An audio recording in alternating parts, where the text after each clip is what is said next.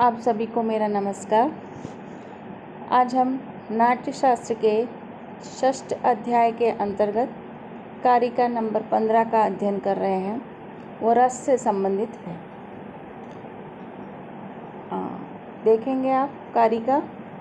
श्रृंगार हास्य करुणा रौद्र वीर भयानकाः विभत्साद्भुत संज्ञो चैत्यष्टो नाट्ये रसा स्मृताः।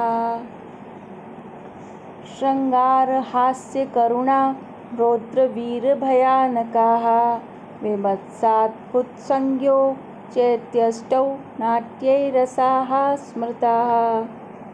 यहाँ प्रसंग है कि नाटक के अष्टरसों का प्रतिपादन किया जा रहा है।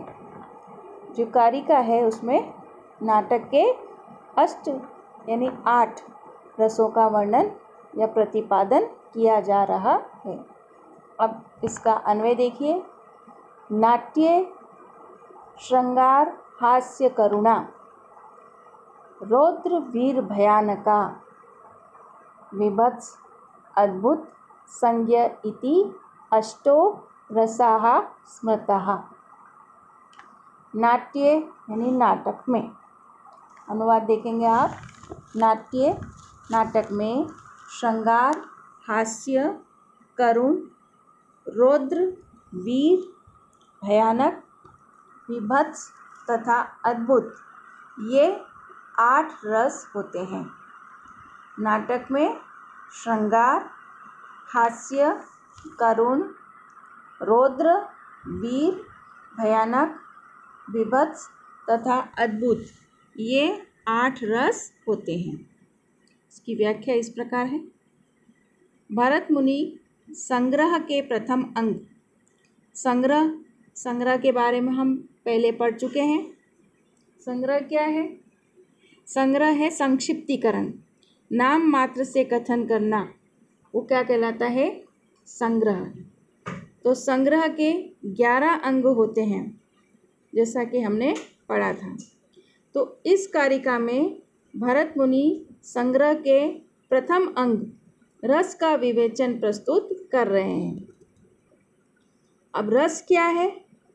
रस रस्यते इति रसः, जिससे आनंद प्राप्त हो वह रस कहलाता है। रस मतलब आनंद, जिससे आनंद की प्राप्ति हो वो रस कहलाता है।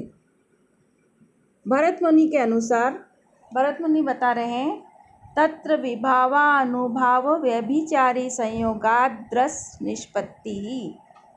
विभाव अनुभाव व्यभिचारी भाव के संयोग से रस की निष्पत्ति होती है।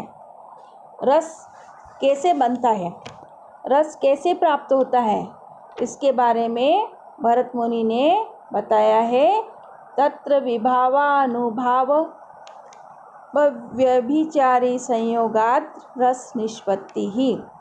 विभाव अनुभाव तथा व्यभिचारी भाव के संयोग से रस की निष्पत्ति होती है।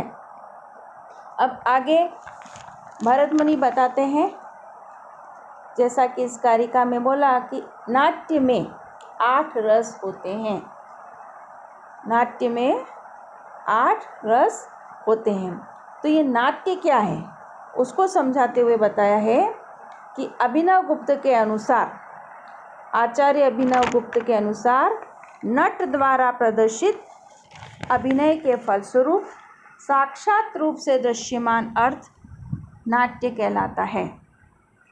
किसी भी नाटक में जो अभिनय करता है नट आदि, वो जो अभिनय का प्रदर्शन करता है उसके फलस्वरूप, उसके अभिनय के फलस्वरूप हमको जो दृश्यमान अर्थ प्रतीत होता है, जो चीज़ वो बताना चाहता है उसको हम देखते हैं, वही नाट्य कहलाता है। नाट्य क्या है? नट द्वारा प्रदर्शित अभिनय के फलस्वरूप साक्षात रूप से दृश्यमान अर्थ नाट्य कहलाता है। अभिनव गुप्त ने कहा रस एव नाट्यम, रस ही नाट्य है और नाट्य एव रस, और नाट्य ही रस है। भरत मुनि के अनुसार किसी नाटक में 8 रस होते हैं। अब आपसे पूछा जाए कि नाट्य में रस कितने होते हैं, तो आप क्या बताओगे? रसों की संख्या कितनी है? 8। भरत मुनि के अनुसार किसी नाटक में 8 रस होते हैं। उसमें से एक अंगिरस होता है तथा अन्य अंगरस।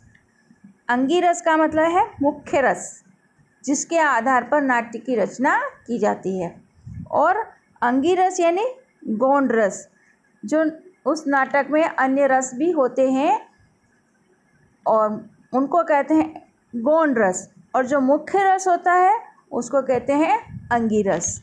तो किसी भी नाट्य में एक अंगिरस होता है और अन्य अंगरस होते हैं। आगे देखें, भरत मुनि बता रहे हैं रस और स्थायी भाव के बारे में। तो रस अभी आपको पता है कि रस कितने होते हैं? 8। भरत मुनि के अनुसार नाटक में 8 रस और उनके 8 स्थायी भाव होते हैं। हर रस का एक स्थायी भाव होता है। रस 8 है तो स्थायी भाव भी 8 होंगे। अब स्थायी भाव किसे कहते हैं? स्थायी भाव से क्या तात्पर्य है? तो जो भाव रस के आस्वादन पर्यंत अविच्छिन्न रूप से स्थिरतापूर्वक अवस्थित रहते हैं, वो स्थायी भाव कहलाते हैं। जो भाव रस के आस्वादन पर्यंत, जब तक हमको रस की प्राप्ति ना हो जाए तब तक जो भाव अविच्छिन्न रूप से स्थिरतापूर्वक हमारे हृदय में, हमारे मन में अवस्थित रहते हैं, जो भाव रस के आस्वादन पर्यंत अविच्छिन्न रूप से स्थिरतापूर्वक अवस्थित रहते हैं, वे स्थायी भाव कहलाते हैं। अब हम देखेंगे, जैसे कि 8 रस हैं तो उनके 8 ही स्थायी भाव हैं। तो कौन से रस का क्या स्थायी भाव है? ये छोटा प्रश्न भी आपके परीक्षा में आ जाता है। तो देखिए, पहला रस है श्रृंगार। उसका स्थायी भाव है रति। श्रृंगार का स्थायी भाव क्या होगा? रति। हास्य का स्थायी भाव हास्य। हास्य मतलब हंसी मजाक। हास्य का स्थायी भाव क्या है? हास। करुण का स्थायी भाव होता है शोक। रौद्र रस का स्थायी भाव है क्रोध। वीर रस का स्थायी भाव है उत्साह। भयानक रस का स्थायी भाव है भय। अगला देखेंगे, विभत्स। विभत्स रस का स्थायी भाव होता है जुगुप्सा।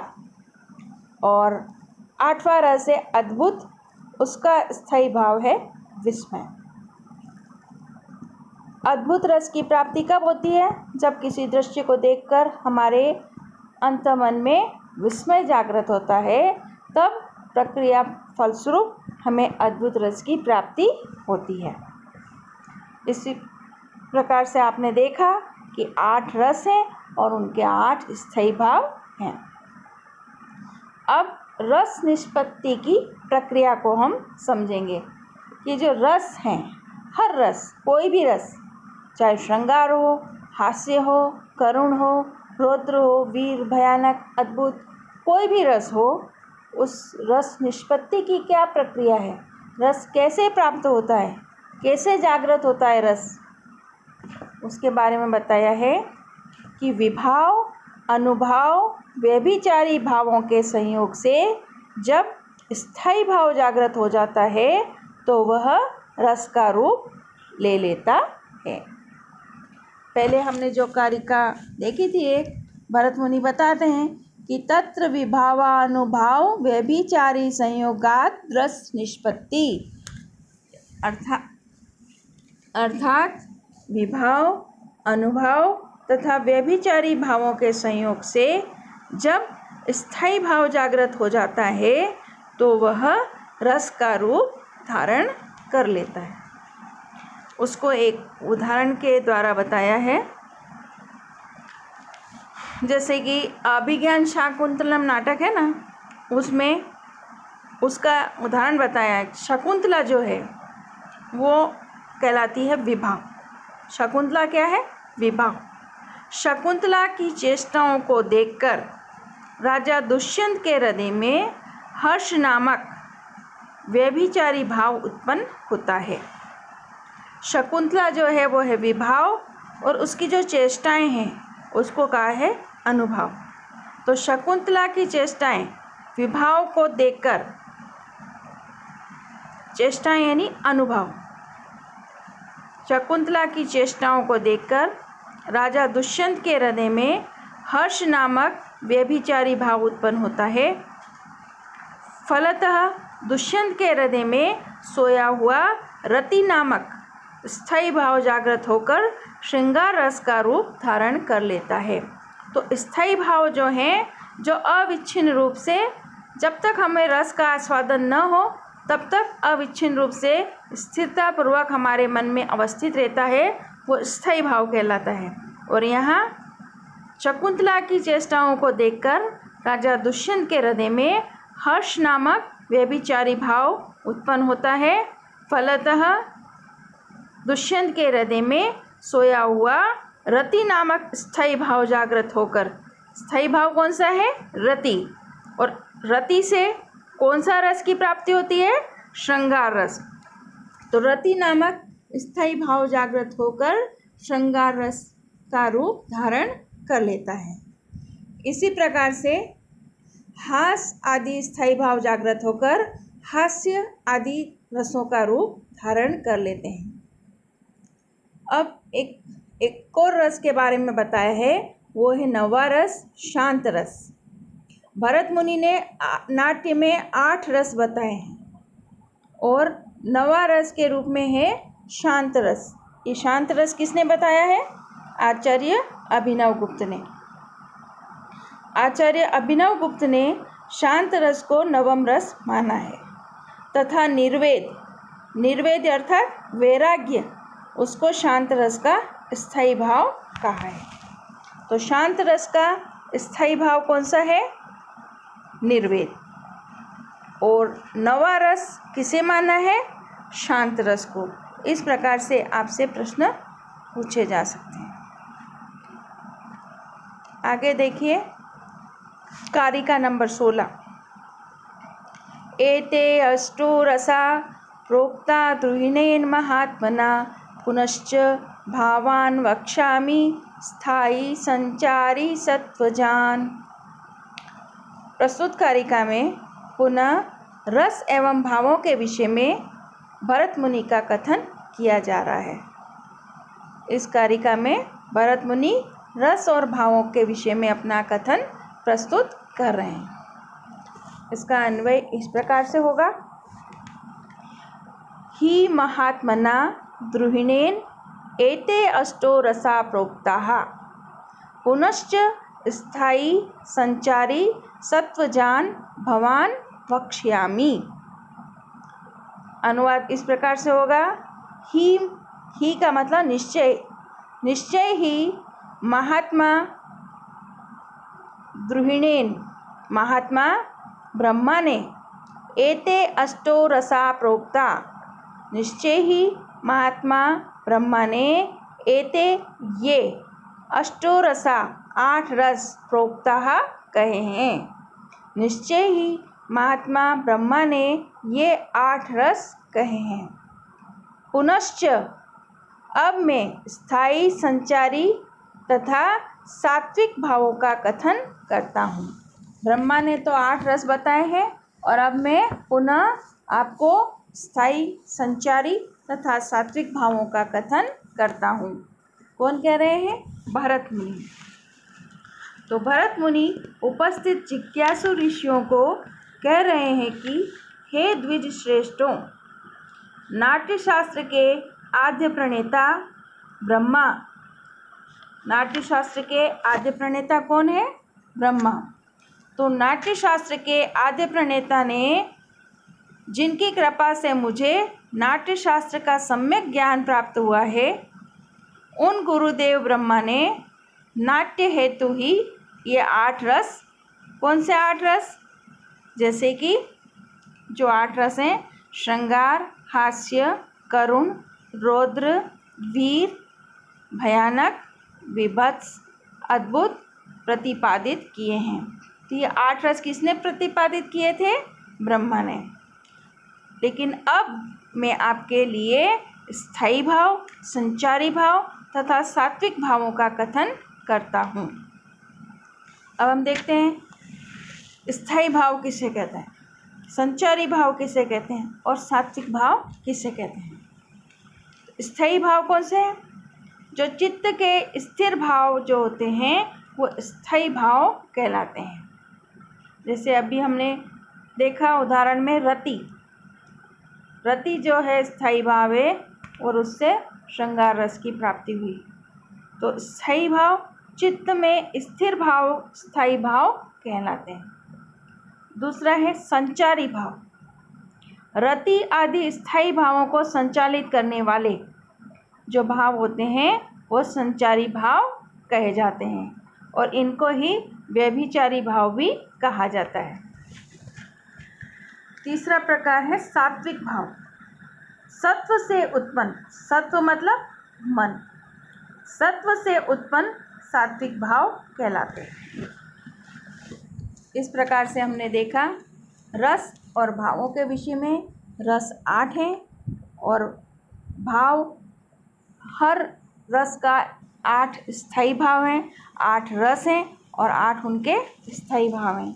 और भावों के विषय में भरत मुनि बताते हैं कि स्थायी भाव, संचारी भाव और सात्विक भाव का वर्णन उन्होंने प्रस्तुत किया है। धन्यवाद। अब हम आगे का अध्ययन अगले व्याख्यान में करेंगे। धन्यवाद।